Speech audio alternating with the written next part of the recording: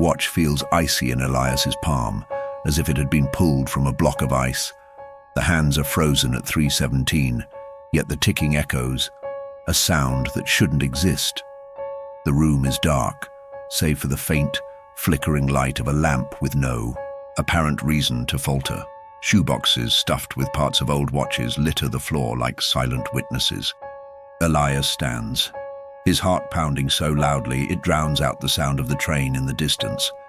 The train shouldn't be passing now. Its sound is slow, drawn out, as if time were folding in on itself. He presses the watch against his chest, eyes fixed on the front door. It creaks, a long, low groan, but there's no wind. Something is on the other side. He knows what's coming. He just doesn't know how to escape. Fates are glimpsed, not told. And every step you take is seen by eyes you'll never meet. The air hums with secrets, daring you to listen. Stick around, subscribe for the journey, and in today's story, Elias lives in a narrow house, squeezed between identical grey buildings on a forgotten street in the city's outskirts. The air inside is heavy, thick with the scent of machine oil, polished metal, and a faint trace of mildew seeping from faded curtains. At 47, Elias is an ordinary man, with crooked glasses, thinning hair, and a peculiar obsession, collecting and repairing old watches. He doesn't wear them, but spends hours cataloguing each gear, each spring, as if he could trap time in his hands. The dining table is a battlefield of broken dials, twisted springs, and watch cases that hold stories he'd rather not imagine. That morning, the mailman leaves a package at the door. No sender, no return address, just a crumpled brown paper parcel tied with loose string. Elias opens it carefully. Inside is a silver wristwatch, its face simple, almost austere, with a second hand that moves in an irregular tick-tock, hesitating as if deciding when to advance. He frowns. He didn't order anything. When he touches the watch, it feels oddly heavy, as if it carries more than metal.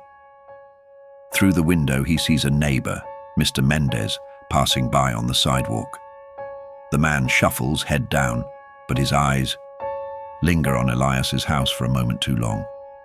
A bird perched on the power line takes flight suddenly without apparent cause. Elias sets the watch on the table among others and tries to focus on repairing a pocket watch with a worn Latin inscription. But something's wrong.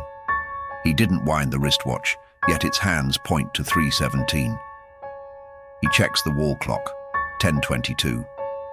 He decides it's a defect and sets it aside, but the ticking persists, low, almost mocking. That afternoon, while listening to the radio, the broadcast is interrupted. A train accident at 3:17. A car derailed, no injuries, but the line is closed indefinitely. Elias feels a knot in his stomach. He picks up the watch.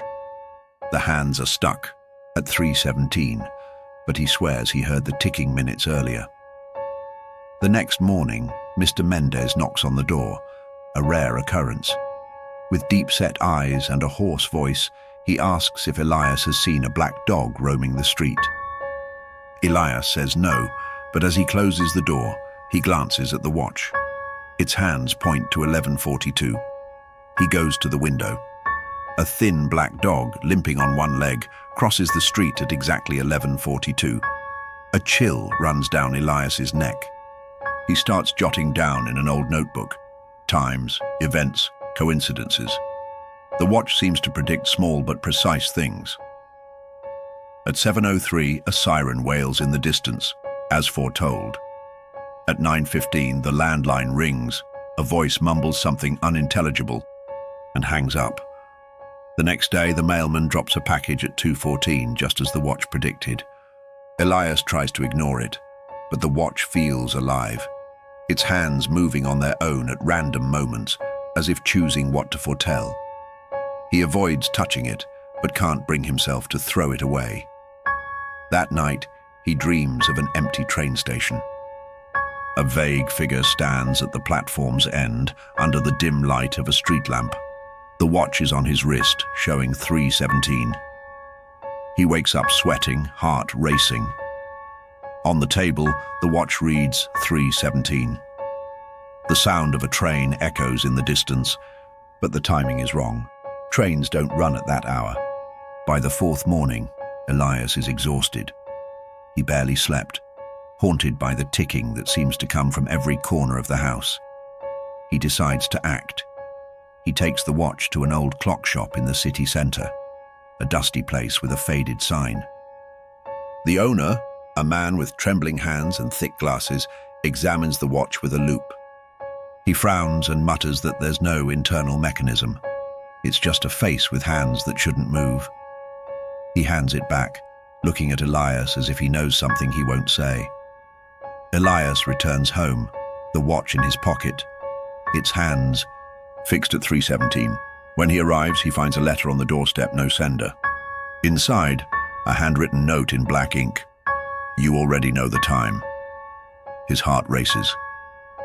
He locks the door, checks the windows, but the house feels smaller, as if the walls are closing in. The train passes again, its sound slow, deliberate, as if waiting for him. Elias grabs the watch. The hands spin on their own, stopping at 8:22. He hears a noise outside. A car stops, a door slams, footsteps echo on the sidewalk. He looks out the window, but no one's there. It's 8:22. That night he tries to work, but the ticking is unbearable. He wraps the watch in a cloth and stuffs it in a drawer, but the sound doesn't stop. He dreams again of the train station, but now the figure at the platform's end is closer. He can't see its face, but it feels familiar. The watch in the dream shows 3:17. When he wakes, the drawer is open, the watch on the table. Another letter lies beside it with a new phrase. Time doesn't wait for those who hesitate. Elias no longer sleeps. The ticking is constant, like a heartbeat he can't explain. He decides to destroy the watch. He grabs a hammer from the garage, but as he raises it, he hesitates. The watch feels too heavy, as if resisting. He places it in a shoebox, buries it deep in the closet, and locks the bedroom door. In the morning, he finds an envelope on the dining table. It wasn't there the night before. Inside, a train ticket, destination unknown, scheduled for 3:17. The station is a few blocks away. Elias looks at the closet. The shoebox is open, the cloth unwrapped. The watch sits on the table, its hands turning slowly. He picks up the ticket. He could go to the station, find out what the watch wants, or he could stay, burn the ticket, throw the watch away. But the ticking doesn't stop. Outside, Mr. Mendez appears again, standing on the sidewalk, staring at the house. He says nothing but clutches something in his pocket. Elias closes the curtain. The phone rings. He answers, but there's only silence, followed by a click. He checks the watch, 3:17. The train's sound grows louder, closer. Elias grabs the ticket and the watch. He leaves the house, the door creaking behind him. Elias walks toward the station, the crumpled ticket in his hand, the watch in his pocket. The ticking matches his steps, as if time were counting his movements. The train approaches, its sound echoing through the empty street. Perhaps he'll meet the figure on the platform. Perhaps it already knows who he is. Or perhaps time was never his to control. This is Tales of the Watcher, where shadows tell what eyes can't see.